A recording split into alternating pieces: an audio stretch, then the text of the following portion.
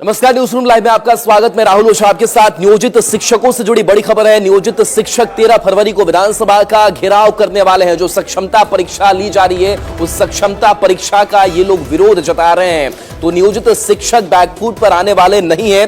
शिक्षकों ने के पाठक को फिर से चेतावनी दी है। कार्रवाई के भय से शिक्षक बैकफुट पर नहीं आएंगे।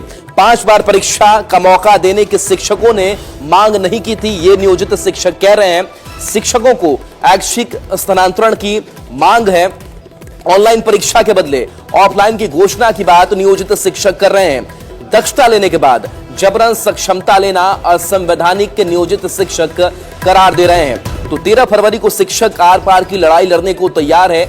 और के पाठक ने जैसा कहा था कि अगर शिक्षक आंदोलन करते हैं, शिक्षक का संघ अगर आगे बढ़ते हैं तो उनके ऊपर हम कार्रवाई करेंगे। लेकिन शिक्षक संघ नियोजित शिक्षकों का भी स्पष्ट रूप से कहना है कि आपकी कार्रवाई की चिंता हमें नहीं है। हम 13 तारीख को विधानसभा का घेराव करने जा रहे हैं और हमारी ये मांग नहीं रही कि आप 5 बार ही परीक्षा लीजिए। हमारी मांग ऐच्छिक स्थानांतरण की है। के लाखों नियोजित शिक्षक अब शिक्षा विभाग के झांसे में नहीं आने वाले हैं। किसी भी लॉलीपॉप से हम लोगों को कोई फर्क नहीं पड़ता है।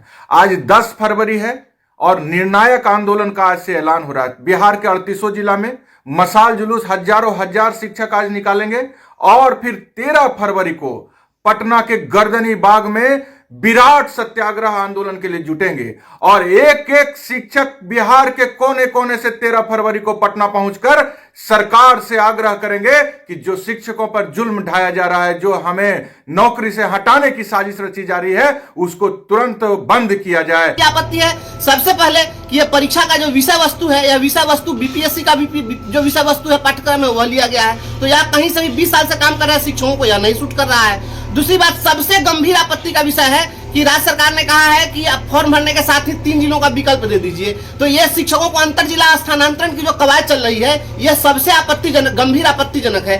तीसरा आपत्ति का सबसे गंभीर विषय यह है कि आपने कह दिया कि जो 3 बार में परीक्षा में फेल कर जाएंगे उनको सेवा से हटा दिया जाएगा। आप हटा कैसे दीजिएगा? जब हमारी सेवा 60 साल के लिए, तो आप उसको किसी भी स्थिति में आप जो है नहीं हटा। हमारे साथ जुड़े हैं रजनीश। शिक्षक ये कह रहे हैं कि आप 5 बार परीक्षा लीजिए, उससे हमको मतलब नहीं है। 13 फरवरी को विधानसभा घेराव की बात कर रहे हैं। क्या तैयारी नियोजित शिक्षकों की?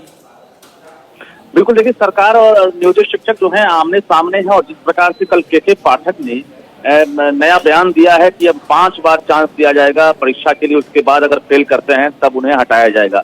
तो कुल मिलाकर इसके बाद भी जो शिक्षक हैं वो बैकफुट पर नहीं है। इन्होंने साफ कहा है कि सक्षमता परीक्षा का एक तरह से हम लोग लगातार विरोध करेंगे जब तक कि इसके जो नियम कानून है नहीं बदले जाएंगे। यानी 3 ऑप्शन जो दिए गए हैं कि जिला स्थानांतरण किया जाएगा अंतर जिला, ये मंजूर नहीं है।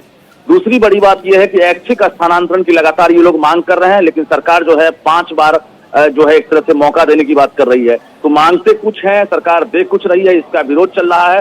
सबसे बड़ी बात यह है कि संख्या में 4.25 लाख नियोजित शिक्षक हैं, सभी एकजुट हो गए हैं, सभी संघ एक है और आज शाम में राज्य भर में मशाल जुलूस निकालकर सरकार का विरोध करेंगे। 13 फरवरी को बिहार विधानसभा घेराव करने के लिए लाखों की संख्या में नियोजित शिक्षक पहुंचेंगे, जो प्रशासन के लिए और सरकार एक बड़ी चुनौती होगी। और निश्चित रूप से एक सरकार को भी अब सोचना होगा कि आखिर बीच का क्या विकल्प निकलता है, क्योंकि जिस प्रकार से जो शिक्षक हैं वो लगातार मांग करते आ रहे हैं कि जो सक्षमता परीक्षा है इसे वापस लिया जाए। जो सिलेबस है बीपीएससी का ये मंजूर नहीं है, ये लोग दक्षता पास कर चुके हैं। तो कहीं ना कहीं के पाठक के इस बयान के बाद आक्रोश कम होने की वजह और बढ़ गया है। जी राहुल, चलिए शुक्रिया रजनीश इस अपडेट के लिए आपका।